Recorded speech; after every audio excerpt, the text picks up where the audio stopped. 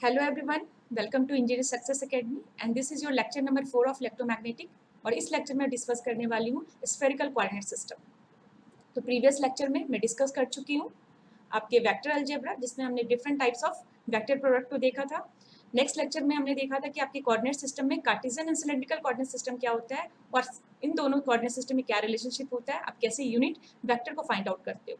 तो इस लेक्चर में मैं डिस्कस करूंगी आपका स्फेरिकल कोऑर्डिनेट सिस्टम क्या होता है और स्फेरिकल कोऑर्डिनेट सिस्टम का आपका रिलेशन कैसे होता है कार्टेशियन कोऑर्डिनेट सिस्टम के साथ और सिलेंड्रिकल कोऑर्डिनेट सिस्टम के साथ। ये स्फेरिकल कोऑर्डिनेट सिस्टम जो है आपका बहुत ही इंपॉर्टेंट है, तो इसे आपको ध्यान से समझना है और ये थोड़ा सा आपके लिए फैमिलियर भी नहीं है, तो इसको पहले आपको डिटेल में समझना होगा। तो स्टार्ट करते हैं सबसे पहले कि हमें स्फेरिकल कोऑर्डिनेट सिस्टम की रिक्वायरमेंट क्यों होती है।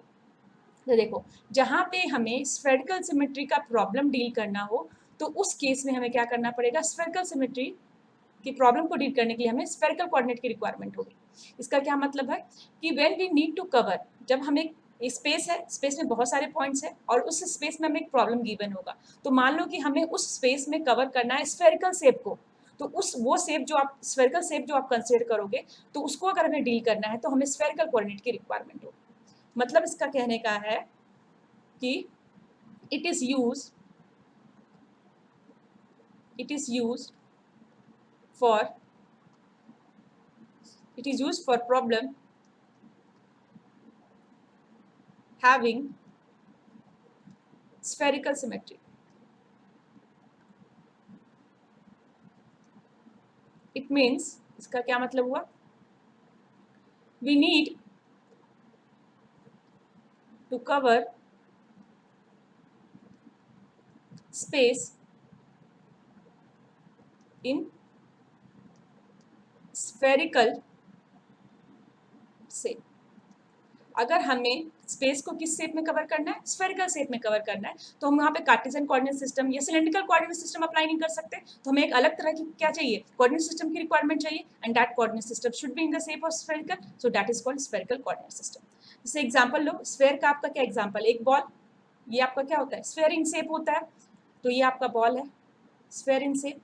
तो देखो जैसे कि एक सर्कल है, उस सर्कल को अगर आपने कवर कर दिया दोनों साइड से इन शेप ऑफ हेमिस्फेयर, तो आपको कंप्लीट स्फेयर मिल जाएगा। तो सर्कल जो होता है आपका क्या है, ओपन सरफेस होता है और 2D होता है, बट स्फेयर जो होता है वो डेंस बॉडी होता है और ये 3D होता है, और ये क्या होता है, क्लोज सरफेस होता है। ये चीज याद रखना है, sphere is your close surface.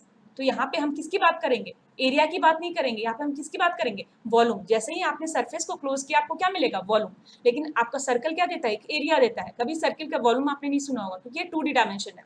Okay, ये तो आपका बॉल है। अगर हम इसका रियल एग्जांपल देखें कि हमें स्फेरिकल कोऑर्डिनेट सिस्टम की रिक्वायरमेंट कहाँ पे पड़ती है, तो देखो आप सबने सुना होगा आइसोट्रॉपिक एंटेना। तो देखो आइसोट्रॉपिक एंटीना का प्रॉपर्टी क्या होता है, ये आपका इक्वली जो है सारे डायरेक्शन में रेडिएट करता है। तो अगर इसके रेडिएशन को कैरेक्टराइज करना है, मींस इसके रेडिएशन की प्रॉपर्टी को रीड करना है, तो हमें क्या करना पड़ेगा, इसके जो आपकी इलेक्ट्रिक फील्ड और मैग्नेटिक फील्ड की वैल्यू होती है वो आपको स्फेरिकल सिमेट्री में डील करना पड़ेगा। On that case we need a spherical coordinate system. Clear है?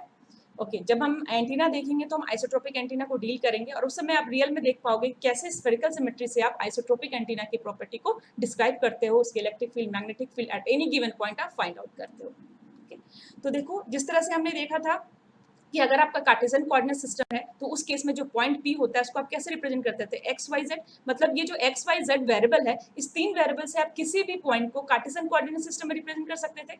सेम आपने देखा था अगर आपको कोई पॉइंट पी गिवन है इन आपका सिलेंड्रिकल कोऑर्डिनेट सिस्टम में, तो आप रो, फाई और जेड, ये 3 वेरिएबल्स है, उसको कंप्लीटली डिस्क्राइब कर लेते थे। तो सेम चीज हम देखेंगे कि स्फेरिकल कोऑर्डिनेट सिस्टम में अगर आपका कोई भी पॉइंट गिवन है तो उसके लिए हम कौन कौन से वेरिएबल को यूज करेंगे और वो वेरिएबल की रिक्वायरमेंट, वो वेरिएबल ही आपका उसके लिए कैसे आपका डिफाइन होगा और कैसे वो आपको डिफाइन करेगा स्फेरिकल कोऑर्डिनेट सिस्टम को। क्लियर? तो देखो spherical point in a space means a point in spherical coordinate या स्फेरिकल स्पेस में हम इसको कैसे रिप्रेजेंट करते हैं, इज रिप्रेजेंटेड एज,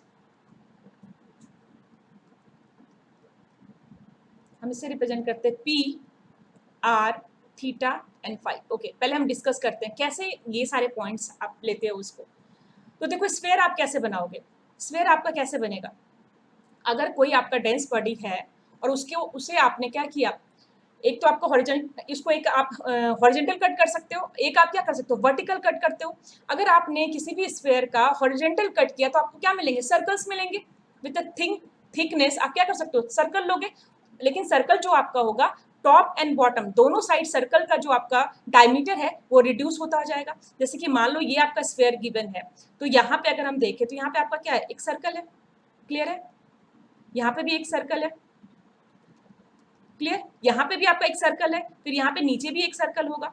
तो इस तरह से जब तक आपका सर्कल जो है कंसंट्रेट ना हो जाए एक पॉइंट पे फ्रॉम टॉप एंड बॉटम, आपका क्या हो जाएगा, कंप्लीट एक स्फेयर बन जाएगा। मतलब अगर एक स्फेयर को हम काटते हैं कैसे, हॉरिजेंटली, तो हमें क्या मिलता है, एक स्फेयर मिलता है, क्लियर है, एक स्फेयर, सॉरी एक स्फेयर को अगर हम काटते हैं आपका हॉरिजेंटल तो हमें सर्कल मिलता है, और addition of that all circle आपको क्या देता है, स्फेयर देता है।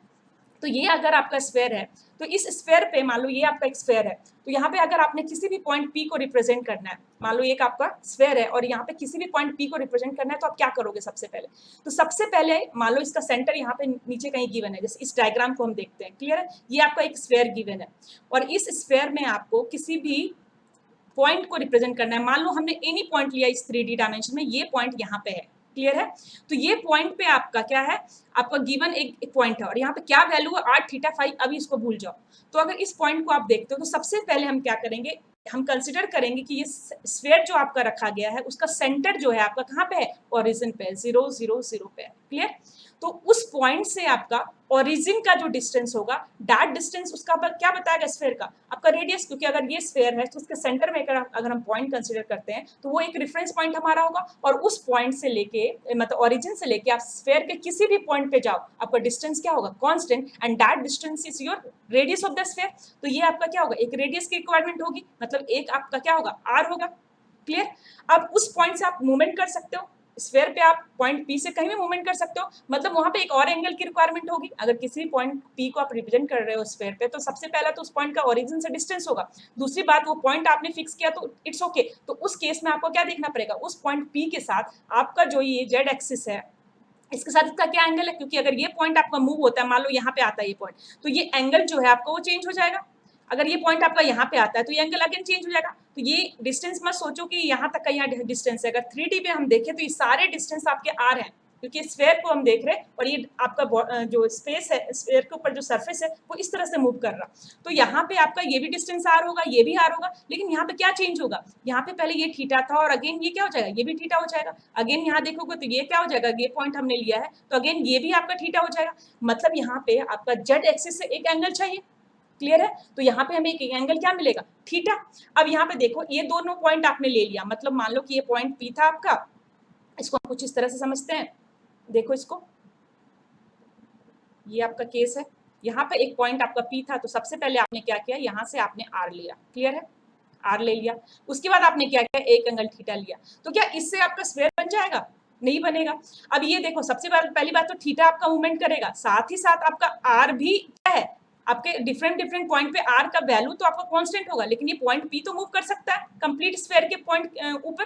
तो यहाँ पे देखो अगर स्फेयर बनाना है तो आपको क्या करना पड़ेगा, इस पॉइंट पी से आपको क्या करना पड़ेगा, अगर स्फेयर बनाना है तो एक सर्कल ड्रॉ करना होगा, फिर आप दूसरे पॉइंट पे जाओगे तो अगेन एक सर्कल ड्रॉ करोगे, तब ये कॉम्बिनेशन ऑफ सर्कल आपका क्या देगा, स्फेयर देगा। अगर इसको हम हॉरिजॉन्टली कट करके देखें तो इसका मतलब हुआ कि हमें एक एंगल भी और ट्रेवल करना पड़ेगा, क्लियर, और उन सबको अगर हम ऐड करते हैं, एक एंगल आपने ट्रेवल किया 5, क्लियर, मतलब इस पॉइंट से लेकर इस पॉइंट कंप्लीट एक रोटेशन करोगे 2 पाई, और इसके साथ थीटा भी आपका वेरी होगा, तो ये थीटा के वेरिएशन के साथ 2 पाई का वेरिएशन के साथ हर एक पॉइंट पे आपका आर का रेडियस आपको कंप्लीट सर्किल देगा। तो इसका मतलब अगर हम ये 3 पॉइंट को डिस्क्राइब कर दे आर, थीटा एंड फाई, तो हमें क्या मिल जाएगा, कंप्लीट सर्कल मिल जाएगा। क्लियर हुआ, थोड़ा सा फिर से समझो इस चीज को कि अगर हमें किसी पॉइंट पी को रिप्रेजेंट करना है स्फेरिकल कोऑर्डिनेट सिस्टम में, तो हमें क्यों आर, थीटा एंड फाई की रिक्वायरमेंट होती है कि सबसे पहला पॉइंट हमें उस स्फेयर का रेडियस चाहिए। अब हमें रेडियस मिल चुका है, अब उस रेडियस मिलने के बाद जो पॉइंट हमारा क्या है स्फेयर के ऊपर है, उसके बाद हमें क्या चाहिए कि जो आपका जेड एक्सिस है उसके साथ उसका कितना एंगल है, तो उस एंगल पे आप आ गए, पॉइंट पी मिल चुका है, अब वहां से आप क्या करोगे, एक रोटेशन करोगे, क्लियर। अब वो अगर आपने रोटेशन किया तो आपको जो रोटेशन होगा कंप्लीट 2 पाई का होगा, तो आपके थीटा के एक वैल्यू के लिए आप 2 पाई रोटेशन करोगे, फिर आपका थीटा चेंज होगा, फिर आप क्या करोगे 2 पाई रोटेशन करोगे, और इस तरह से आपका थीटा के चेंज होने के साथ 2 पाई रोटेशन के साथ आपका ये पॉइंट जो आपका पी मान लो आपका जेड एक्सिस के इस पॉइंट से था, आपका ये रोटेट होता जाएगा और आपको कंप्लीट क्या मिल जाएगा, स्फीयर मिल जाएगा। तो इस केस में थीटा फाई आपका क्या होगा, चेंजेस होते होंगे, मतलब वेरिएट करेगा, और कंप्लीट आपको क्या देगा, थीटा और फाई का कंप्लीट रेंज से आपको क्या मिल जाएगा, एक स्फीयर मिल जाएगा। तो ये पॉइंट पी जो है आपका कैसे रिप्रेजेंट होगा इस केस में, मतलब आर थीटा एंड फाई होगा, जहां पे आपका आर जो होगा ये क्या है आपका रेडियस होगा। मतलब अब अगर हम लिखे, अब हमें समझ में आ रहा कि किसी भी पॉइंट पी को अगर रिप्रेजेंट करना है हमें स्फेरिकल कोऑर्डिनेट सिस्टम में, तो हमें 3 वेरिएबल की रिक्वायरमेंट होगी, और वो 3 वेरिएबल आपका कौन कौन सा होगा, एक तो आपका आर होगा, एक क्या होगा आपका थीटा होगा, और एक आपका क्या होगा फाई होगा। तो यहाँ पे आर आपका क्या होगा, आर जो होगा आपका वो क्या है, distance from the origin, r is your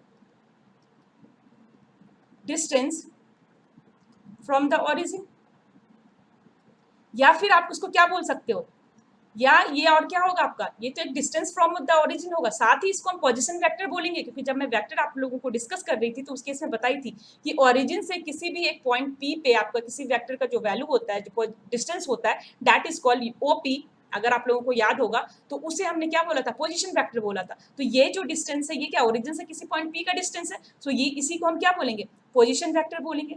this is also your position vector. और इसको आप क्या बोल सकते हो, यही आपका क्या है, रेडियस ऑफ द स्फीयर है, या फिर ये क्या है आपका रेडियस ऑफ स्फीयर। क्लियर है। तो ये तीनों चीज ही आपका क्या है, आर है। अब सेकेंड देखो यहाँ पे, सेकेंड आपका क्या है, थीटा। तो थीटा आपका क्या है, theta is the angle from the z axis. Clear. ये आपका क्या है, एक तो आप ये बोलोगे कि theta is the angle from the z axis to the position vector, या फिर क्या angle between a position vector and z axis, ये भी आपका करेक्ट है। So theta is the angle between your position vector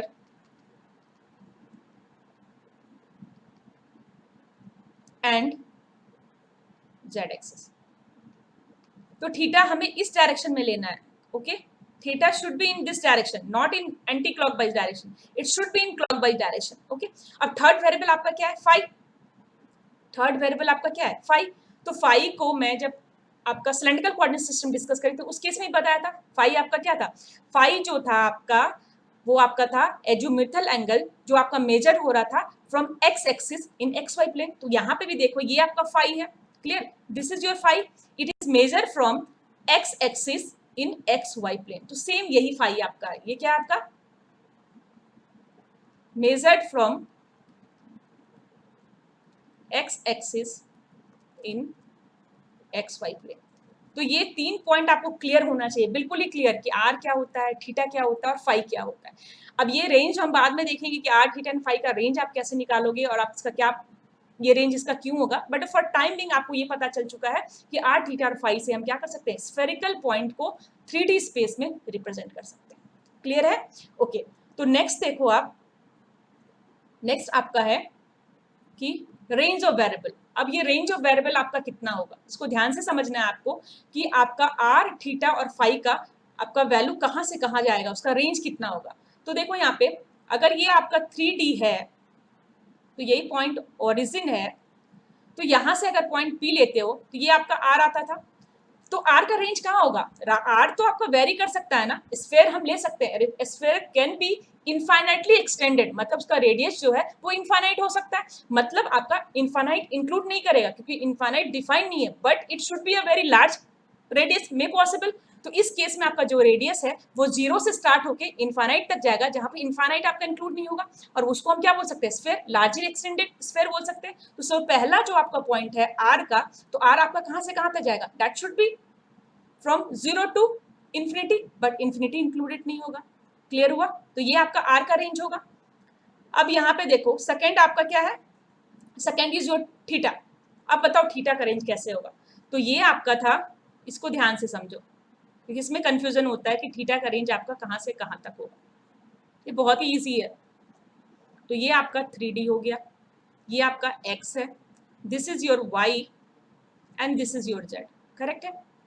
अब देखो यहाँ पे ये पॉइंट P जो आपका इन अ स्पेस हमने स्टार्ट किया पॉइंट P पे, तो अगर ये पॉइंट P यहाँ पे है तो यहाँ पे थीटा हम जेड एक्सिस से देते हैं, तो यहाँ पे थीटा की वैल्यू कितनी हो जाएगी 0। अब मान लो यहाँ पे हम आए, इस पॉइंट पे आए, ये आपका P1 आया, तो यहाँ पे थीटा की कुछ वैल्यू होगी। क्लियर। मान लो इस पॉइंट पे आए तो यहाँ पे भी आपके थीटा की कुछ वैल्यू होगी, that is equals to T2। अब मान लो यहाँ पे हम P2 पे आए और ये एंगल आपका कितना है, this angle is your 45 degree. इसको ध्यान से समझो। तो यहाँ पे अगर आप 45 डिग्री पे आए तो यहाँ पे अगर आपको स्फेयर बनाना है तो इस केस में आप क्या करोगे, कंप्लीट एक सर्कल को ट्रेस करोगे। क्लियर, मतलब एक कंप्लीट आपका सर्कल आएगा, तो यहाँ पे थीटा की वैल्यू जो 45 डिग्री होगी तो ये सर्कल आप बनाओगे। यहाँ पे अगर आओगे तो यहाँ पे आपका एक सर्कल कुछ इस तरह से बनेगा, और यहाँ पे आओगे तो यहाँ पे सर्कल क्या होगा, कंसंट्रेट हो जाएगा एक पॉइंट पे। क्लियर। अब यहाँ पे देखो, यहाँ पे थीटा 45 डिग्री था, अब यहाँ पे हम आए, इस पॉइंट पे आए, मान लो P4 पे हम पहुंच चुके हैं, तो यहाँ पे थीटा की वैल्यू कितनी हो जाएगी 90 डिग्री। तो यहाँ पे जब आएगा तो यहाँ पे अगेन आपका एक सर्कल बनेगा। क्लियर, इस तरह से एक सर्कल बनाओगे। अब यहाँ पे आप मान लो आप पहुंच चुके हैं P5 पे आ चुके हो, तो ये आपका कितना था, this is your 45 degree, this is your 90 degree. Clear, और इस पॉइंट पे हम आए और इस पॉइंट पे आपकी वैल्यू कितनी है 135, 90 प्लस आपका 45 that is equals to 135 degree. Clear, तो इस पॉइंट पे अगर आप आए तो यहाँ पे आपका ये सर्कल यहाँ पे बनेगा। क्लियर, मतलब ये आपकी थीटा की वैल्यू होगी, मतलब ये है आपका थीटा की value, this is your value of theta. Clear, अब आप पहुंच चुके हो इस पॉइंट पे, दैट इज योर P6 पे आपने पहुंचा, तो P6 पे थीटा की वैल्यू कितनी है 180 डिग्री। क्लियर है। अब यहाँ पे देखो, अगर इस पॉइंट पे आप पहुंच चुके हो और इस पॉइंट से आप फर्दर जाते हो, मान लो आप इस पॉइंट पे पहुंचते हो। क्लियर, मान लो आप ये पॉइंट कंसिडर करो, आप यहाँ पे पहुंच जाते हो, P7 पे पहुंच जाते हो, तो अगर आप P7 में पहुंचोगे तो यहाँ पे क्या 180 प्लस 35, तो 180 प्लस 35 आपका क्या हो जाएगा 225 डिग्री। क्लियर, तो यहाँ पे आपका थीटा है। अब यहाँ पे देखो, अगर आप इस पॉइंट पे पहुंचते हो तो आप सेम सर्कल को क्या ट्रेस कर रहे हो दोबारा, क्योंकि ये सर्कल जो था आपका, जो P5 का सर्कल है वही P7 का सर्कल है, मतलब उसी पॉइंट को, इसी सर्कल को आप ट्रेस कर रहे हो दोबारा। तो इसका मतलब है कि थीटा को 180 से ज्यादा एक्सटेंड करने का कोई मतलब नहीं है, क्योंकि अगर आप इस पॉइंट पे पहुंचते हो, मान लो यहाँ पे आप पहुंच चुके P8 पे पहुंच चुके हो, क्लियर, तो मान लो ये 270 डिग्री है। क्लियर, तो यहाँ पे पहुंचोगे तो अगेन आप ये सर्कल को ही ट्रेस करोगे, यही आपका क्या होगा अगेन। तो इसका मतलब है कि थीटा की जो वैल्यू है आपका, वो 180 डिग्री के बाद जाने का कोई मतलब नहीं है, क्योंकि वहां पे आप सेम सर्कल को ट्रेस करोगे। अगर यहाँ पे कोई पॉइंट है आपका तो ये पॉइंट इसके सिमेट्रिकल रहा होगा, क्योंकि यहाँ पे आप देखोगे तो ये इसी पॉइंट, इसी सर्कल को ट्रेस करेगा। मतलब किसी भी पॉइंट को लो आपके लेफ्ट हैंड साइड में, तो उसका जो आपका जो ट्रेस होगा, जो राइट हैंड साइड के सिमेट्रिकल पॉइंट पे ट्रेस था, दोनों का सेम होगा। मतलब थीटा का जो रेंज है वो कहाँ से कहाँ तक ही वैलिड है आपका, 0 से 180 तक का वैल्यू है। मतलब थीटा को हमें कंप्लीट 0 से 2 पाई या 360 डिग्री लेने की जरूरत नहीं है। मतलब थीटा का जो आपका रेंज होगा कहाँ से कहाँ तक। ओके, तो थीटा का जो आपका रेंज लेना है वो कहाँ से कहाँ तक लेना है, तो थीटा का जो आपका रेंज आएगा वो theta is greater than equal to 0 and less than equal to pi. Clear, तो थीटा की वैल्यू आपका 0 से कहाँ तक होगी, पाई तक होगी, लेकिन पाई और 0 दोनों ही आपका क्या होगा, इंक्लूडेड होगा। ओके, तो थर्ड आपका क्या है फाई। तो देखो यहाँ पे अगर फाई हम देखें तो ये क्या है, फाई आपका from x axis in x y plane आपका एंगल है। तो यहाँ पे देखो जो सर्कल आप बना रहे हो वो कहाँ पे है, आपका सर्कल हमेशा एक्स वाई प्लेन में है। क्लियर, तो यहाँ पे हम देखें तो ये आपका क्या है, this is your x and this is your y. Clear, और ये आपका जो एंगल होगा फाई आपका कहाँ से कहाँ तक जाएगा, टोटल जो फाई का आपका वेरिएशन होगा वो कहाँ से कहाँ तक होगा, 0 से लेके आपका 2 पाई तक। मतलब ये जो सर्कल है ये टोटल आपका क्या होगा 2 पाई एंगल को ट्रेवल करेगा। तो ये आपका फाई जो है आपका सेम है जो आपका सिलेंड्रिकल कोऑर्डिनेट सिस्टम में था, वही आपका फाई होगा। मींस फाई की वैल्यू आपकी होगी that is greater than equal to 0 और लेस देन योर 2 पाई, क्योंकि आपका 2 पाई 0 पॉइंट कोइंसाइड हो जाएगा, तो 2 पाई आपका इंक्लूड नहीं होगा। क्लियर, लेकिन यहाँ पे पाई जो है वो आपका इंक्लूड होगा। क्लियर है। ओके, तो अब नेक्स्ट देखते हैं। तो अगर r आपका कांस्टेंट है तो अगर ये आप चीज देखोगे ऐसा आपका सेफ होगा, क्योंकि स्फीयर के हर एक पॉइंट पे r की वैल्यू क्या होगी, सेम होगी। यहाँ पर किसी भी पॉइंट को कंसीडर करें स्फीयर पर, ये आपका क्या है इंटरनल पॉइंट है, 0 क्या है सेंटर हमें है, बिल्कुल मिडिल पॉइंट पे है आपका स्फीयर का। तो उस पॉइंट से उसके स्फीयर के किसी भी पॉइंट पे आप देखोगे वहां पे r की वैल्यू हमेशा क्या होगी, कांस्टेंट होगी। क्लियर है। अगर हम 5 को देखें तो अगर आपका 5 आपको देखो तो क्या है, एक प्लेन है 5, तो इस केस में आपका किसी प्लेन पे अगर हम ये अगर आपका 5 है तो यहाँ से आपका एंगल 5 फिक्स हो गया, तो ये जो प्लेन है इसके हर एक पॉइंट पे 5 की वैल्यू क्या होगी, आपकी कांस्टेंट होगी। क्लियर, और अगर थीटा का कांस्टेंट हम वैल्यू देखें तो थीटा आपका कहाँ कांस्टेंट होगा, यहाँ पे देखो अगर हम थीटा की वैल्यू को देखें तो अगर ये पॉइंट आपने लिया तो यहाँ पे थीटा की एक वैल्यू होगी, तो यहाँ से इस पॉइंट से थीटा की अगर आप वैल्यू लिया तो अगर आप इस तरह से देखो तो यहाँ पे आपका क्या होगा, यहाँ पे थीटा कांस्टेंट है, this is your theta, this is your constant, तो यहाँ से आपको क्या मिलेगा, एक कोण मिलेगा। अगर यहाँ पे आप थीटा लोगे तो अगेन यहाँ पे आप एक थीटा की वैल्यू लोगे और यहाँ पे अगेन एक कोण बनेगा, तो यहाँ पे एक और वैल्यू ऑफ थीटा होगी। मतलब अगर कोण को हम देखते हैं टॉप हो या बॉटम हो, वहां पे थीटा आपका क्या होगा, कांस्टेंट होगा। लेकिन 0 से पाई बाई 2 देखते हो तो आपका कोण ऐसा होगा, और पाई बाई 2 से आपका 2 पाई देखोगे तो कोण जस्ट इसका अपोजिट कुछ इस तरह से कोण होगा। क्लियर है? लेकिन आपका बनेगा क्या, कोण ही बनेगा। तो इस तरह से आपका क्या होगा, ये कांस्टेंट सरफेस होगा, मतलब आपका स्फीयर पे r कांस्टेंट होगा, एक प्लेन पे अगर देखोगे तो फाई कांस्टेंट होगा, और अगर आपने थीटा कांस्टेंट किया तो आपको क्या मिलेगा, एक कोण मिलेगा। क्लियर है? ओके तो नेक्स्ट देखो आपका कि यूनिट वेक्टर आपका स्फेरिकल कोऑर्डिनेट सिस्टम में क्या होता है। तो आपको ऑलरेडी पता है कि यूनिट वेक्टर हमेशा किस डायरेक्शन में होता है, इंक्रीजिंग डायरेक्शन में आपका वेरिएबल होता है। तो अगर हमने ये मान लो आपका कंप्लीट स्फेयर था, उसका एक पार्ट हमने देखा है, तो ये अगर मान लो आपका स्फेयर आपका एक पार्ट लिया है, यहाँ पे मान लो यहाँ पे कोई पॉइंट आपका P है, अगर मान लो this is any point P, तो यहाँ पे यूनिट वेक्टर कैसा होगा। तो ऑलरेडी हम देख चुके हैं कि ये जो आपका होता था, इसको ध्यान से समझो, ये जो आपका होता था ये आपका क्या है, ये r है।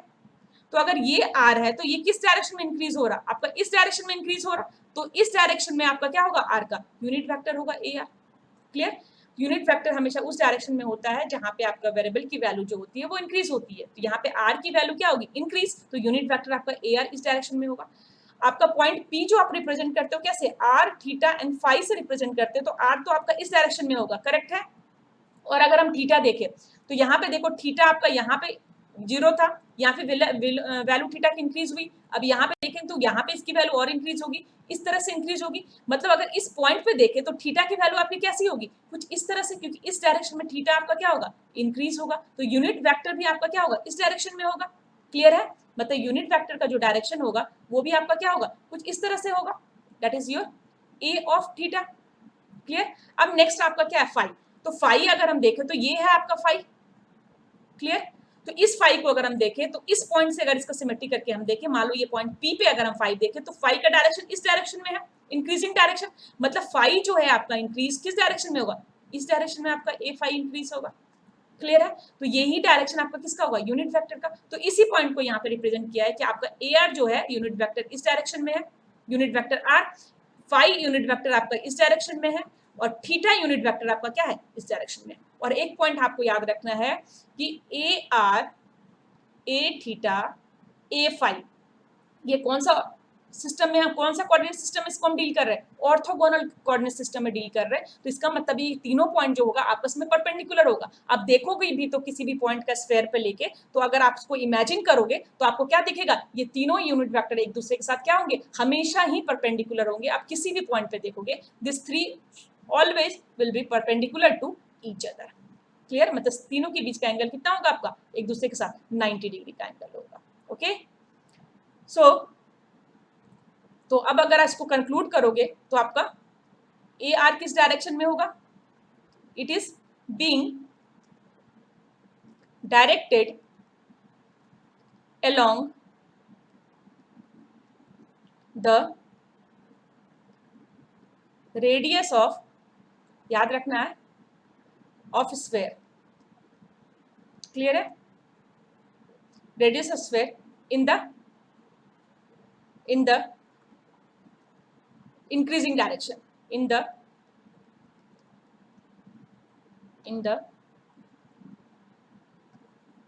increasing direction. ओके और अगर हम ए थीटा की बात करें तो ए थीटा क्या होगा, in the direction of increasing theta. Clear? और अगर ये फाई की बात करें तो ये किस में होगा, in the direction of increasing phi. तो हमेशा यूनिट वेक्टर आपका क्या होगा, इंक्रीजिंग डायरेक्शन ऑफ वेरिएबल होगा।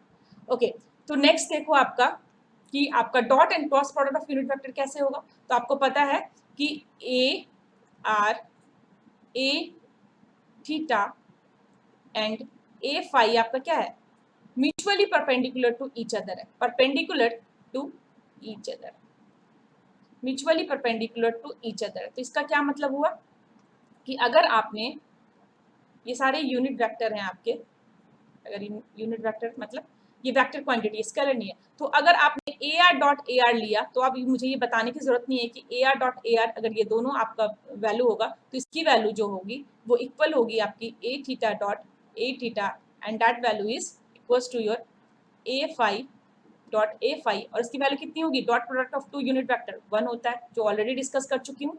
और सेकेंड देखो, A R dot A theta अगर आपने किया, या फिर ए थीटा डॉट ए फाई आपने किया, या फिर आपने ए फाई डॉट ए आर किया, तो इसकी वैल्यू कितनी होगी, 0। तो जिसको भी डाउट है वो प्रीवियस लेक्चर वेक्टर का आप देख सकते हो, वेक्टर का डॉट प्रोडक्ट, तो ये चीज़ आपको क्लियर हो जाएगा।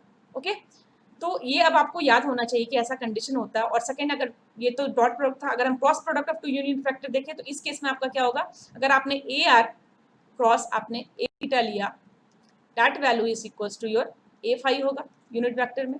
नेक्स्ट आपका अगर ए थीटा क्रॉस आपने ए फाइव लिया यूनिट वेक्टर, तो आपको क्या मिलेगा, ए आर मिलेगा।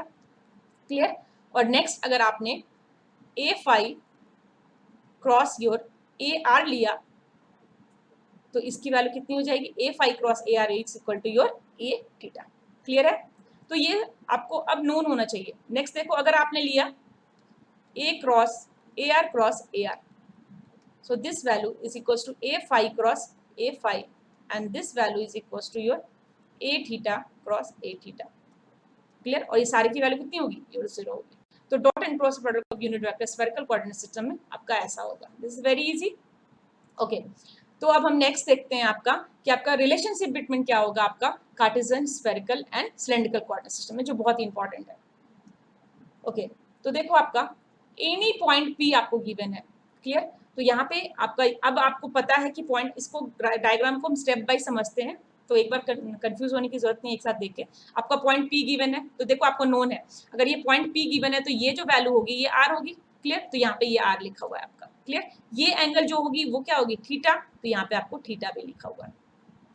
अब यहाँ पे देखो, ये आपका पॉइंट पी है, तो यहाँ से इसका जो है आपका इमेज हमने पॉइंट ले लिया डी, इसके साथ हमने एक इसका इमेज पॉइंट क्या लिया, डी।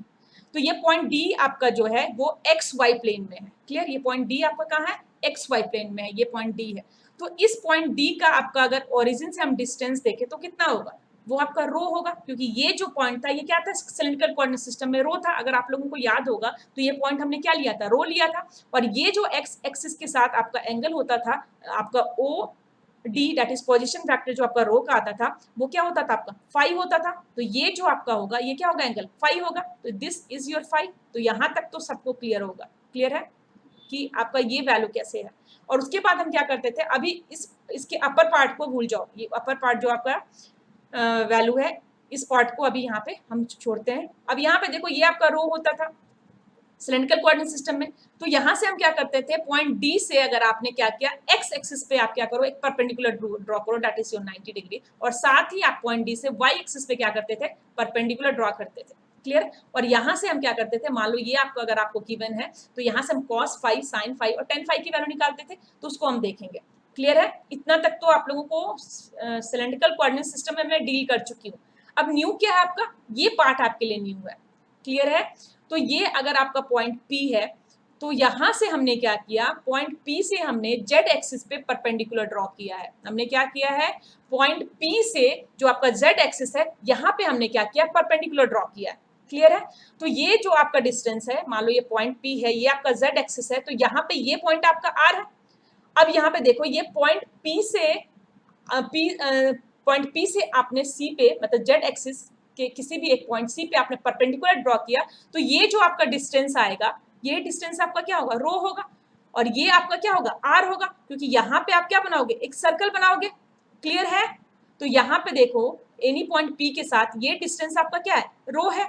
और अगर ये आपका रो है तो ये जो चीज है आपका, ये रो है, तो मतलब ये भी रो है, दोनों पैरेलल। क्लियर है। अब यहाँ पे देखो, ये जो है ये पैरेलल टू जेड है। देखो ये जेड है, दिस इज योर जेड, ये यहाँ से यहाँ जेड है ना, तो ये भी आपका क्या होगा, ये भी आपका z है। क्लियर। तो यहाँ पे अगर आपने परपेंडिकुलर ड्रॉ किया तो यहाँ पे एक ट्रायंगल मिल रहा, मतलब हम देख रहे हैं। अब देखो अगर हम पॉइंट्स को देखें तो आप बताओ कि अगर ये पॉइंट O है और ये पॉइंट C है तो OC आपका क्या है, Z है। Clear, okay. O से लेके A क्या है आपका, O से A आपका X है। क्लियर, O से लेके B, अगर O से हम B देखें तो ये किस डायरेक्शन में है, O से B जो है आपका Y है। ओके, क्लियर है।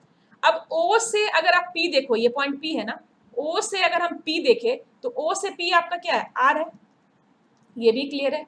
अब C, अब देखो आप C से P को देखो, C से P आपका क्या है, C से P आपका रो है। और देखो अगर हम O से D को देखें, O से D अगर देखें तो वो भी रो है, O से D भी आपका क्या है, रो। तो आपको रो में और आर में कंफ्यूजन नहीं होना चाहिए। रो जो था आपका क्या था, आपका सर्कल का रेडियस है, और आर जो है स्फेयर का रेडियस है। क्लियर है। तो लेकिन सर्कल का जो आपका रेडियस है रो, वो आपका चेंज होता जाएगा किसके रिस्पेक्ट में, अगर ये आपने सर्कल लिया है, ये स्फेयर है, तो स्फेयर का अगर अपर पार्ट में हम सर्कल ले और उसके जस्ट नीचे लोअर पार्ट में सर्कल ले, तो लोअर पार्ट का सर्कल का जो डायमीटर होगा वो अपर पार्ट के सर्कल से आपका क्या होगा, ज्यादा होगा। और वो क्यों होगा, क्योंकि हमारा थीटा वैरी हो जाएगा। जो हमारा लोअर पार्ट में सर्कल है, यहाँ पे अगर आपका सर्कल है और एक सर्कल आपने यहाँ पे लिया, तो यहाँ पे वेरी क्या हो रहा, यहाँ पे थीटा की वैल्यू आपकी वेरी होगी। क्लियर है। तो ये चीज आपको ध्यान रखना है कि थीटा के वेरिएशन के साथ आप क्या लेते हो, पॉइंट को कंसीडर करते हो। तो वहां जो आपका सर्कल का कंप्लीट रोटेशन तो 2 पाई है, लेकिन सर्कल का जो डायमीटर है वो थीटा के रिस्पेक्ट में आपका क्या हो जाता है, चेंज हो जाता है। ओके, तो इसको हम देखेंगे भी कि फाइनली जो आपका मेन रिजल्ट्स आएंगे तो उसमें आप देखोगे कि उसका क्या आपका रिलेशनशिप है। तो ये चीज इतना क्लियर हो गया। अब देखो अगर हमने ट्रायंगल लिया, मान लो हमने ट्रायंगल लिया OPC, अब हमें करना क्या है, हमें रिलेशन फाइंड आउट करना है स्फेरिकल कोऑर्डिनेट सिस्टम में और आपका cylindrical and your Cartesian coordinate system में। तो हम क्या करेंगे, इस केस में हमारे पास सारे वेरिएबल, यहाँ पे सारे वेरिएबल आपके रिप्रेजेंटेड है, AR, A phi, A theta, rho, phi, x, y, z, मतलब 6 वेरिएबल जो हमारे हैं 3 डिफरेंट कोऑर्डिनेट सिस्टम में, वो सारे को आपने रिप्रेजेंट किया हुआ है। तो हमें क्या करना है, अब इन सब में एक रिलेशन बनाना है। तो रिलेशन कैसे बनाएंगे, हम कुछ ज्योमेट्री यूज करेंगे यहाँ पे। तो उसके लिए हमने क्या किया, एक सर्कल को लिया, यहाँ पे एक हमारा सर्कल दिख रहा है, कौन सा सर्कल, सॉरी ट्रायंगल। तो आपको यहाँ पे एक ट्रायंगल दिख रहा है CPO, तो कंसिडर करो आपके पास एक ट्रायंगल है COP, आपने एक ट्रायंगल लिया COP। क्लियर है। तो इस ट्रायंगल में अगर ये 90 डिग्री है, ये एंगल थीटा है, तो इस ट्रायंगल में अगर आपने cos थीटा की वैल्यू फाइंड आउट की, तो cos थीटा की वैल्यू कितनी होगी, cos थीटा की वैल्यू होगी आपकी OC divided by your OP। cos theta आपका OC डिवाइडेड बाय OP होगी, और OC की वैल्यू कितनी है आपकी Z, और OP की वैल्यू कितनी है R। तो यहां से आपको क्या मिला, यहां से आपको मिला कि Z की जो वैल्यू होगी वो किसके इक्वल होगी, R cos थीटा के इक्वल होगी। क्लियर है, ओके। अब यहां से हम देखते हैं साइन थीटा की वैल्यू। तो अगर आपने साइन थीटा की वैल्यू निकाली यहीं से, तो साइन थीटा की वैल्यू कितनी हो जाएगी, साइन थीटा आपका इक्वल होगा CP divided by your OP। तो sine theta is equal to your CP divided by your OP। और CP की वैल्यू कितनी है, CP की वैल्यू आपकी कितनी है, रो है, और OP की वैल्यू कितनी है आपकी, R है। क्लियर। तो यहां से आपको रो की वैल्यू कितनी मिली, rho is equal to R sine theta. जो मैं आपको बोल रही थी कि जो रेडियस होगा वो क्या होगा आपका, फंक्शन ऑफ एंगल थीटा होगा। तो देखो यहाँ पे रेडियस जो आपको निकला है फंक्शन ऑफ एंगल थीटा है, लेकिन यहाँ पे साइन थीटा बोलने का क्या कंसेप्ट है, ध्यान से समझो। अगर थीटा की वैल्यू 0 हो जाती है तो रो की वैल्यू 0। तो इस पॉइंट पे अगर हम पॉइंट P को देखें तो यहाँ थीटा 0 है, तो यहाँ पे रो की वैल्यू 0, मतलब एक पॉइंट आपका सर्कल होगा। और जैसे जैसे आप थीटा की वैल्यू को इंक्रीज करते जाओगे, रो की वैल्यू इंक्रीज होती जाएगी। और कहाँ तक इंक्रीज होगी, जहां तक थीटा आपका साइन थीटा मैक्सिमम वैल्यू देता है। और साइन थीटा की मैक्सिमम वैल्यू कब होती है, जब थीटा 90 डिग्री होता है। इसलिए 90 डिग्री पे जो आपका यहाँ पे जो हमने डायग्राम देखा था, तो यहाँ पे देखो जो हमारा 90 डिग्री का थीटा का कंसेप्ट है, इस पॉइंट पे 90, तो इस केस में हमें क्या मिला था, मैक्सिमम सर्कल की वैल्यू हमें फाइंड आउट हुई थी। क्लियर है, ये आपका मैक्सिमम सर्कल हमें मिला था, means maximum diameter of a circle हमें मिला था। तो ये सारे पॉइंट आपको बिल्कुल ही क्लियर होना चाहिए, आपको इसमें कोई भी कंफ्यूजन नहीं होना चाहिए कि ऐसा हमारा क्यों रिजल्ट आ रहा। ये एक्सपेक्टेड था हमारा रिजल्ट कि रो जो होगा function of theta and r आएगा। क्लियर, आर आपका कांस्टेंट एंड थीटा की आपकी वैल्यू आएगी। ओके, अब देखो यहाँ पे ये हमें मिल चुका है कि रो की वैल्यू इतनी होती है, जेड की वैल्यू कितनी होती है ट्रायंगल COP में। अब देखो यहाँ पे, अब हम लोअर ट्रायंगल, लोअर में भी एक हमारे पास ट्रायंगल है, ये ट्रायंगल है। अपर ट्रायंगल से हमें क्या मिला है, अपर ट्रायंगल से हमें ये 2 रिलेशन मिला है। अब लोअर ट्रायंगल में जाते हैं, मान लो हमने ट्रायंगल लिया, आपका ट्रायंगल है AOD। ओके, तो हम ट्रायंगल लेते हैं AOD। क्लियर है? तो इस ट्रायंगल में अगर आप देखो तो यहाँ पे अगर आपने cos फाई की वैल्यू ली तो cos फाई की वैल्यू कितनी होगी, OA divided by your OD, ये आपकी cos फाई की वैल्यू होगी। तो OA की वैल्यू कितनी है, OA आपका x डायरेक्शन में, तो दिस इज x और OD आपका रो। तो यहाँ से आपको क्या मिला, यहाँ से आपको x की जो वैल्यू मिली वो क्या मिली, रो cos फाई मिली। क्लियर? अब यहाँ पे अगर हमने sin फाई को देखा तो sin फाई की वैल्यू कितनी होगी, sin फाई आपका होगा, sin phi will be equals to your AD divided by OD। तो this is equals to AD divided by your OD। Clear? तो यहाँ से अगर आपने देखा sin फाई की वैल्यू तो ये आपकी इक्वल हो जाएगी क्या, y डिवाइडेड बाई रो। तो यहाँ से आपको y की जो वैल्यू मिली वो क्या मिली, rho of sin phi.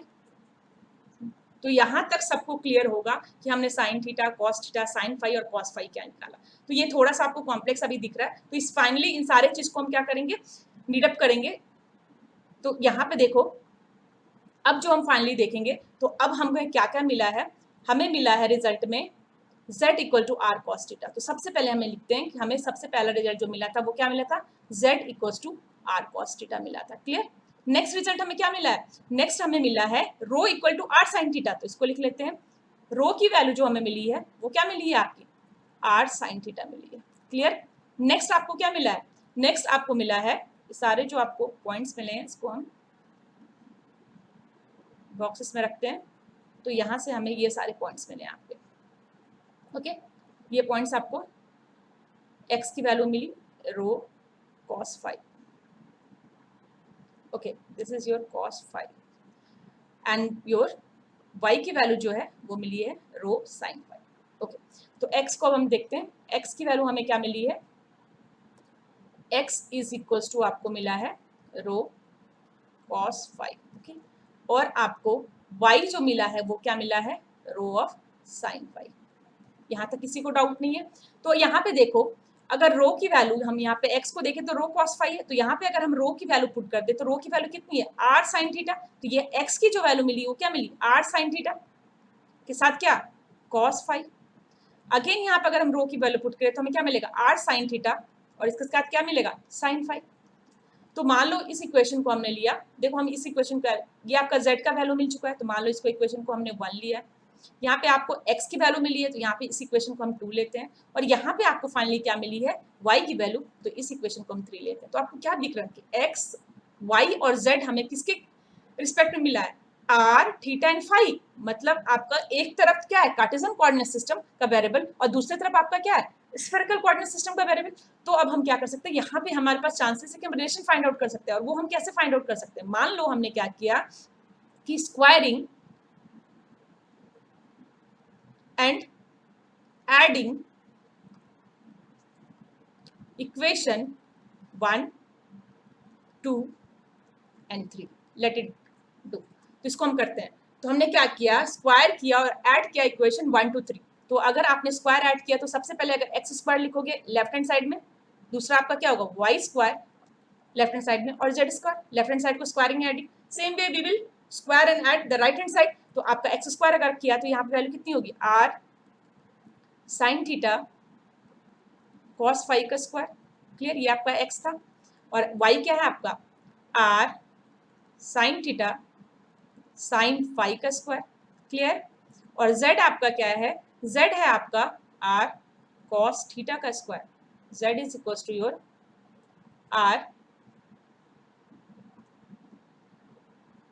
Cos theta का स्क्वायर। ओके, तो ये जो फाइनली वैल्यू आपको क्या मिलेगी, r square sine square theta cos square phi plus your r square sine square theta sine square phi plus your r square cos square theta. तो देखो इसको हम क्या और सॉल्व कर सकते हैं, इसको मिनिमाइज कर सकते हैं इस एक्सप्रेशन को। ऑब्वियसली हम कर सकते हैं, कैसे, देखो यहाँ पे r square sine square theta यहाँ भी है और r साइन स्क्वायर थीटा यहाँ भी है, तो दोनों से अगर हम कॉमन ले ले तो यहाँ पर रिमेनिंग टर्म्स क्या है, cos square phi plus sine square phi.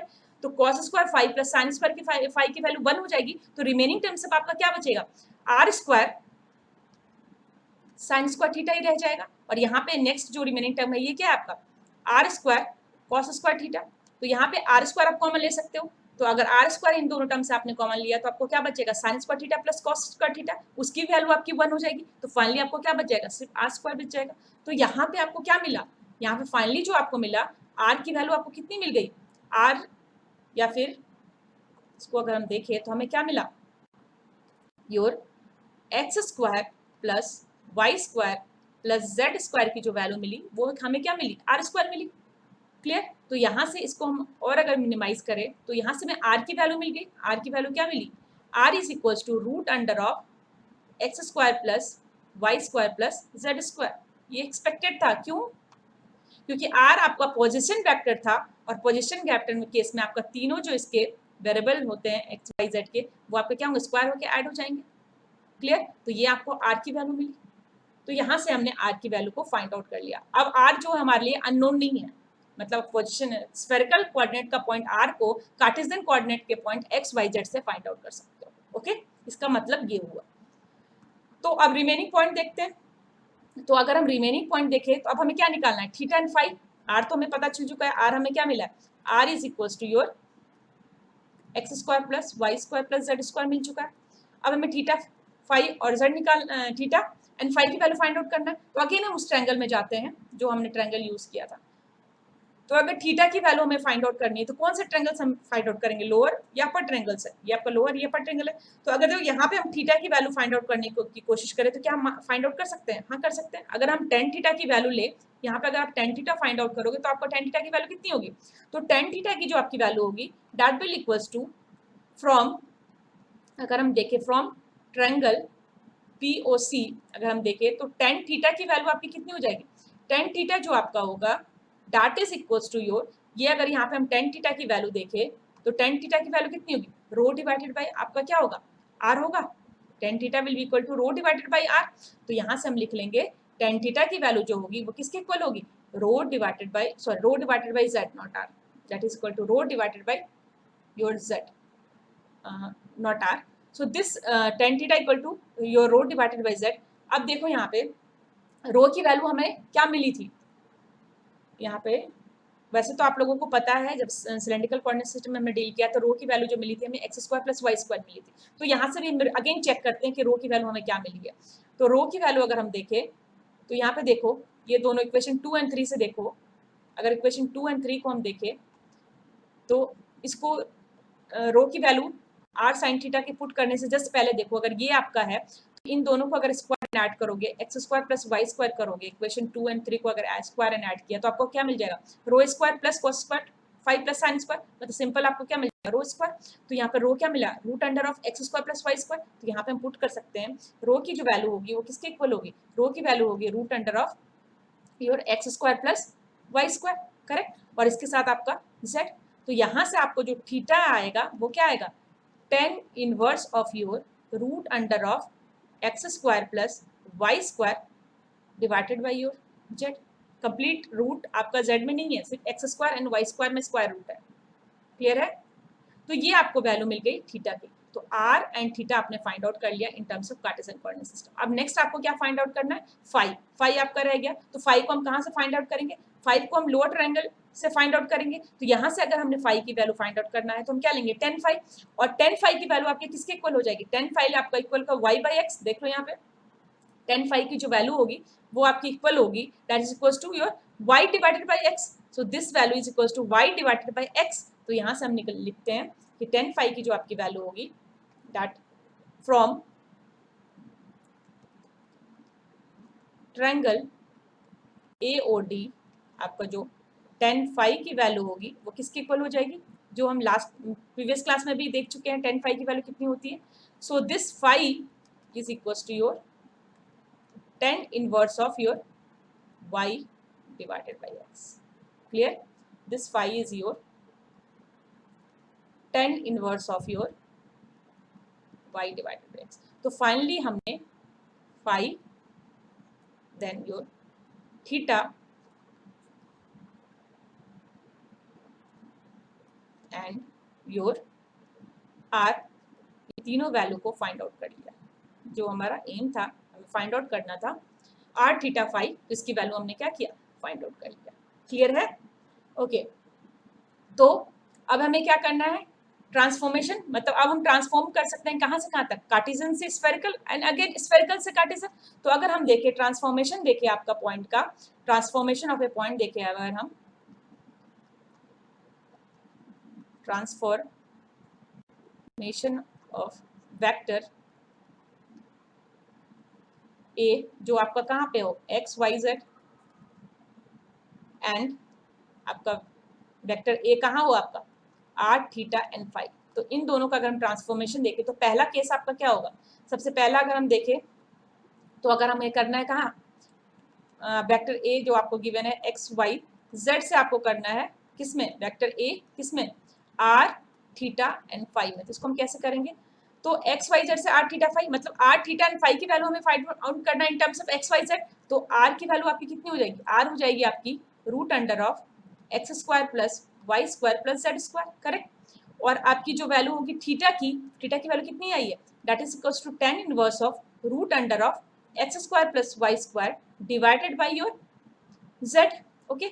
और फाई की वैल्यू आपको क्या मिली है, tan inverse of y by x, clear है।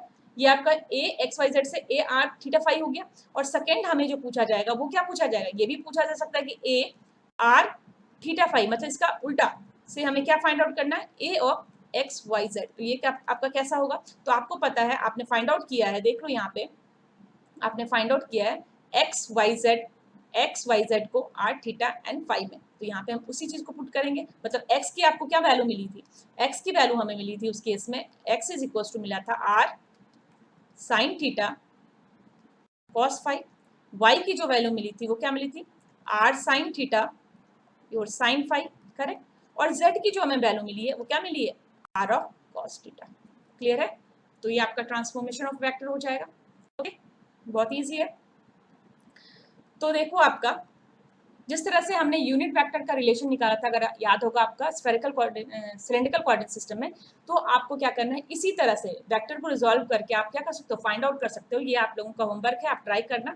और अगर आप लोगों से ये नहीं बनता है तो आप कमेंट बॉक्स में लिखना, मैं इसके लिए एक सेपरेट वीडियो भी आप लोगों के लिए बना दूंगी कि कैसे आप इस यूनिट वेक्टर को फाइंड आउट किया। सेम प्रोसेस जैसे हमने सिलिंड्रिकल कोऑर्डिनेट सिस्टम में यूनिट वेक्टर को रिजॉल्व किया था और फाइनली हमने यूनिट वेक्टर निकाला था, सेम प्रोसेस से इसे भी हम फाइंड आउट करते हैं। तो फाइनली जो आपको रिलेशन आता है आपका unit vector, relation of unit vector जो होता है आपका कुछ इस तरह से होता है।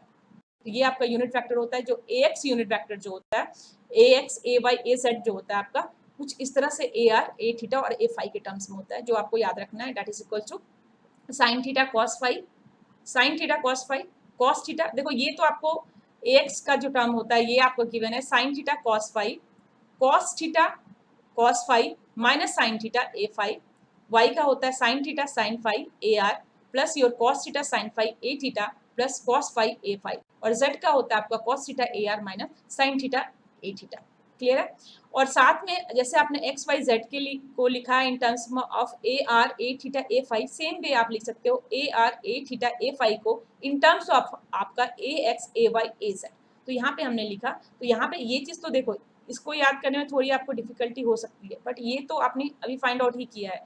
जो ये फर्स्ट टर्म देखो इसको कैसे, ये जो वाला टर्म है देखो आपका मिला था आपको ax के टर्म्स में, ये क्या मिला है साइन थीटा कॉस फाई, यही देखो आप ये क्या मिला है साइन थीटा, इसके आर टर्म्स को छोड़ दो अभी, तो यहाँ क्या मिला है साइन थीटा कॉस फाई, ये क्या मिला है साइन थीटा साइन फाई, और ये क्या मिला है कॉस थीटा। तो सेम इसी को लिखेंगे आर को छोड़ के, पहला साइन थीटा कॉस फाई तो आपका क्या है sine theta cos phi, next क्या मिला है साइन थीटा साइन फाई, तो यहाँ पे क्या है नेक्स्ट वाई में साइन थीटा साइन फाई, और जेड में आपका क्या है जेड में है आपका कॉस थीटा, तो यहाँ पे भी जेड में अभी आपका क्या है कॉस थीटा। ये आपका ए आर का यूनिट वेक्टर, ये कैसे मिलेगा D divide by D R कर दोगे उसका वेक्टर को तो आपको ये मिल जाएगा। तो इसको छोड़ दो, ये तो आपने फाइंड आउट किया तो ये इजिली लिख सकते हो। अब आपको क्या करना है, अब आपको फाइंड आउट करना है ए थीटा।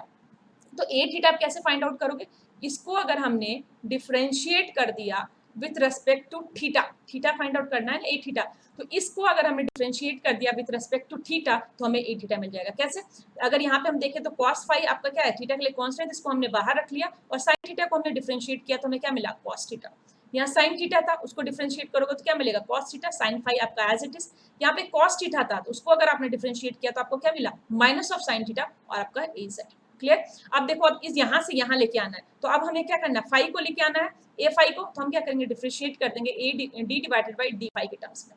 तो D divide by D phi अगर करोगे तो थीटा आपका कांस्टेंट होगा, थीटा को आपको नहीं लेना है और थीटा वाले टर्म्स को आपको छोड़ देना है। तो यहाँ पे देखो अगर ये चीज हम देखें, ये सिर्फ याद रखने का तरीका है आपका, कुछ नहीं। तो यहाँ पे अगर हम देखें तो थीटा वाले टर्म्स को हमने लीव किया, तो यहाँ पे आपको क्या मिला, यहाँ पे आपका कॉस फाई है तो इसका डिफरेंशिएशन करोगे तो माइनस साइन फाई होगा, और यहाँ पे साइन फाई है तो इसका डिफरेंशिएशन करोगे तो कॉस फाई होगा। तो इस तरह से आप याद रख सकते हो।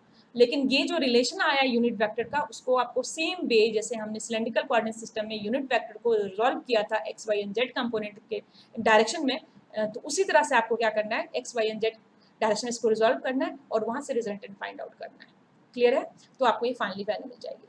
तो अब हमारे पास यूनिट वेक्टर आ चुका है। तो अब हम क्या कर सकते हैं, अब आप क्या कर सकते हो, किसी भी एक वेक्टर को जो आपका कार्टेशियन कोऑर्डिनेट सिस्टम है उसको आप रिप्रेजेंट कर सकते हो आपका स्फेरिकल कोऑर्डिनेट सिस्टम में। मतलब क्या है कि आप एक रिलेशनशिप को फाइंड आउट कर सकते हो टू वेक्टर में। मतलब नेक्स्ट आपका क्या है, relationship between ax ay and az and then ar a theta a phi. Clear है? तो देखो ये रिलेशनशिप हम कैसे फाइंड आउट करेंगे। तो यहाँ पे मान लो ये जो आपका इक्वेशन है, दिस कंप्लीट फॉर्म ऑफ जो आपका वैल्यू आया है, इक्वेशन आया है ax ay az को, इसको 4 ले लो, और ये जो कंप्लीट फॉर्म ऑफ इक्वेशन आया है इसको हम 5 ले लेते हैं। क्लियर है?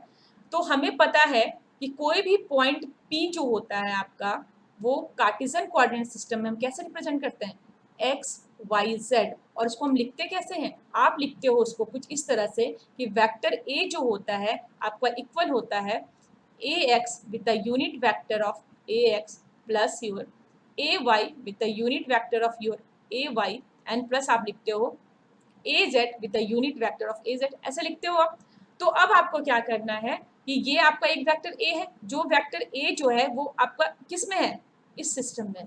अब ये वेक्टर एज इट इज आपका इस सिस्टम में चले जाए, तो यहाँ पे जो आपका unit vector ax ay az है, इसके जहाँ पे हमें क्या मिलना चाहिए, A R A theta A phi. तो यही वेक्टर आपका कहाँ ट्रांसफॉर्म हो जाएगा, आपका कार्टेशियन से स्फेरिकल ट्रांसफॉर्म हो जाएगा। तो उसके लिए हमें क्या करना पड़ेगा, उसके लिए हमें ए एक्स ए वाई और ए जेड के बदले सब्सटीट्यूशन करना पड़ेगा। तो वहां पे हम क्या सब्सटीट्यूट करेंगे, तो ये जो हमारा इक्वेशन आया है, ये 4th नंबर का इक्वेशन देखो, A x A Y J A Z जो किसके टर्म्स में है, आपका A R A theta A phi. तो अगर इस A x A Y A Z की जगह पे हम ये सारे, इस ए एक्स की जगह पे ये कंप्लीट इक्वेशन, ए वाई की जगह पे ये वैल्यू और ए जेड की जगह पे ये वैल्यू अगर हम इस इक्वेशन में पुट कर देते हैं, तो कंप्लीट इक्वेशन से ए एक्स ए वाई और ए जेड रिमूव होकर आपका क्या आ जाएगा, ए आर ए थीटा और ए फाई। और वहां से हम क्या करेंगे, A R A theta A phi के जितने कंपोनेंट्स है उनको सेपरेट कर लेंगे। मतलब ए थीटा का एक साथ, ए आर का एक साथ, ए फाई का एक साथ। तो वो जो कंप्लीट वेक्टर है वो आपका किस में ट्रांसफॉर्म हो जाएगा, स्फेरिकल कोऑर्डिनेट सिस्टम में ट्रांसफर हो जाएगा। क्लियर है?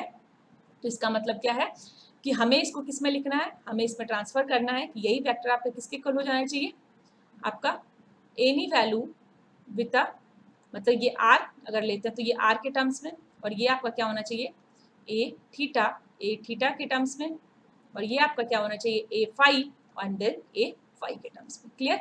तो यहाँ पे हम सब्स्टिट्यूट करेंगे।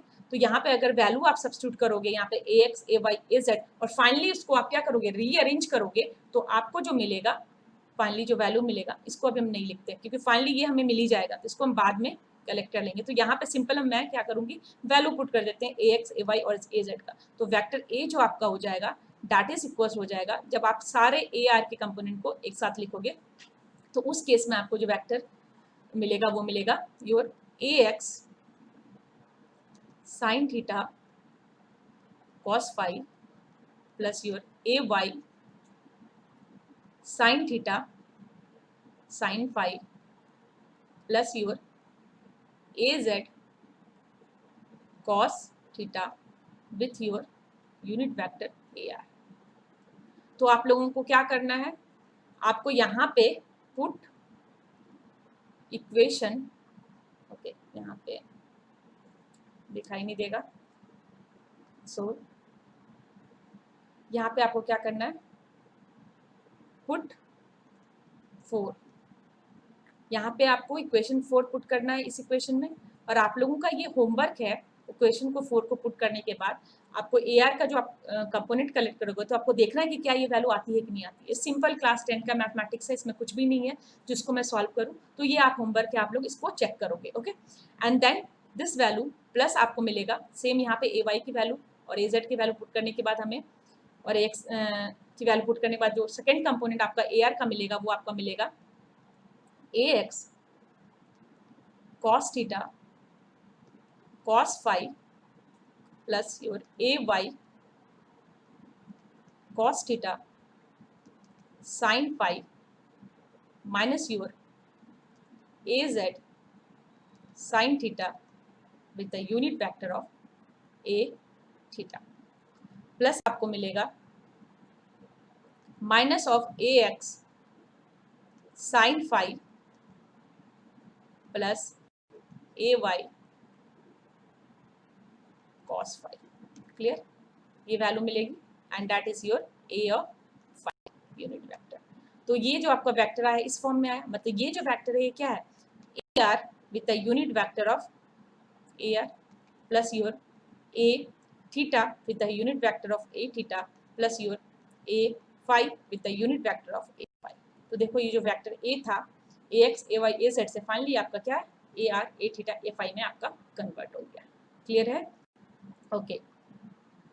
तो इसको अगर हम मैट्रिक्स फॉर्म में रिप्रेजेंट करें तो हम कैसे कर सकते हैं. इस साइड आपका क्या है, इस साइड आपको गिवन है, इस साइड आपको गिवन है A R A theta A phi और साथ में दूसरी साइड क्या रहेगा A x A Y A Z. क्यों ऐसा?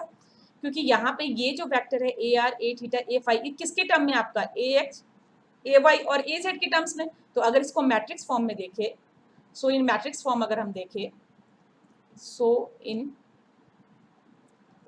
मैट्रिक्स फॉर्म तो आपको क्या मिलेगा. अगर इसको आप मैट्रिक्स फॉर्म में देखोगे तो आप कैसे लिख सकते हो. देखो यहाँ पे आपके लेफ्ट हैंड साइड क्या होगा A R A theta A phi. तो हम सबसे पहले लिख लेते हैं इसको, that is equals to A R A theta and your A phi. Clear है?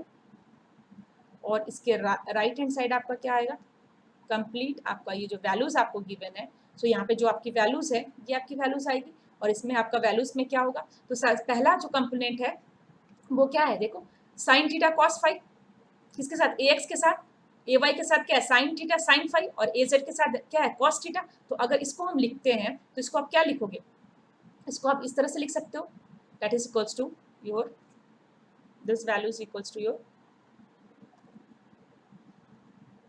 So this is your equals to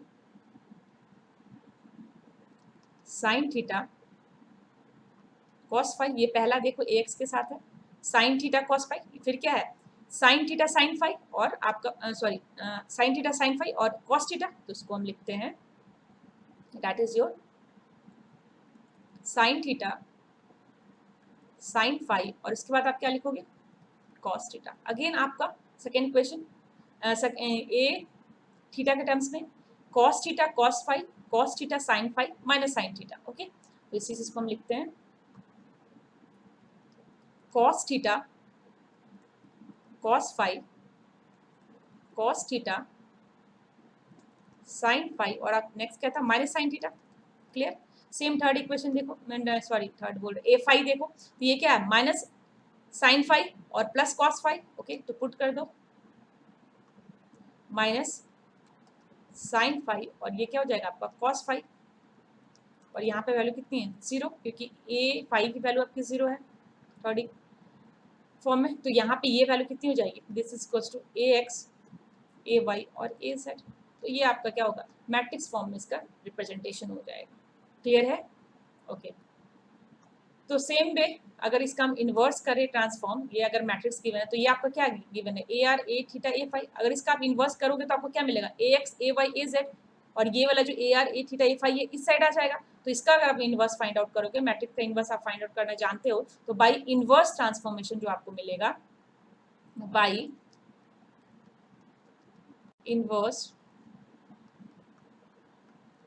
transform आपको क्या मिल जाएगा, आपको मिल जाएगा your A x A Y A z. Correct?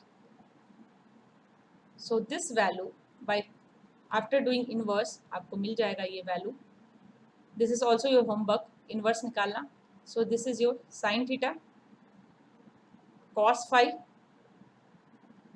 This is your cos theta cos phi minus your sin phi, again this is your sin theta sin phi, this value will equal to cos theta sin phi this value will equal to your cos phi, and this is your cos theta, this will be minus sin theta, and this is 0 with your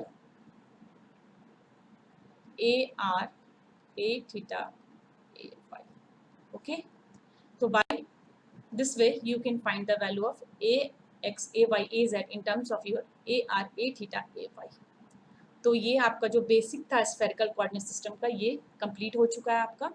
तो ये बहुत ही important class में है, और ये जो है आपका बहुत ही थ्योरेटिकल क्लास है। इसमें हमने क्या किया है, लार्ज नंबर ऑफ थ्योरी को डिस्कस किया है, कंसेप्ट डिस्कस किया है। तो इसको आपको 2-3 बार प्रैक्टिस करना पड़ेगा। एक बार आप देख के इसको समझने में थोड़ी मुश्किल होगी, 2-3 बार अगर आप प्रैक्टिस करोगे तो आपको अपने आप समझ में आएगा कि ये चीज़ ऐसे क्यों हो रहा है, इसको मैं ऐसे क्यों, क्योंकि इससे आपकी एनालिटिकल थिंकिंग जो होगी, इंस्टीट्यूशन आपको आएंगे कि हाँ ये चीज़ ऐसा होगा। देख के कभी समझ में नहीं आता वेक्टर्स या फिर आपका इलेक्ट्रोमैग्नेटिक टेक्निकल सब्जेक्ट जो भी होते हैं, उसको थोड़ा आपको फील करना पड़ता है। तो इस तरह से आप क्या कर सकते हो, उसको समझ सकते हो। ओके, तो नेक्स्ट क्लास जो आपका होगा उसमें मैं गेट के जो 20 ईयर्स के प्रीवियस क्वेश्चन जो अभी तक मैं की हूँ, 2 चैप्टर ऑलमोस्ट आपका कंप्लीट हो चुका है, तो उसके गेट के जो 20 ईयर्स के क्वेश्चन है उसको मैं सॉल्व करूँगी। ओके, तो अगर ये वीडियो आपको अच्छा लगा है तो इसको आप लाइक कीजिए, शेयर कीजिए, सब्सक्राइब कीजिए, और थैंक यू फॉर वॉचिंग। अगर आपको कोई भी डाउट है तो आप कमेंट में लिख सकते हो उसको। ओके, तो नेक्स्ट वीडियो में तब तक हम मिलते हैं, तब तक के लिए बाय बाय।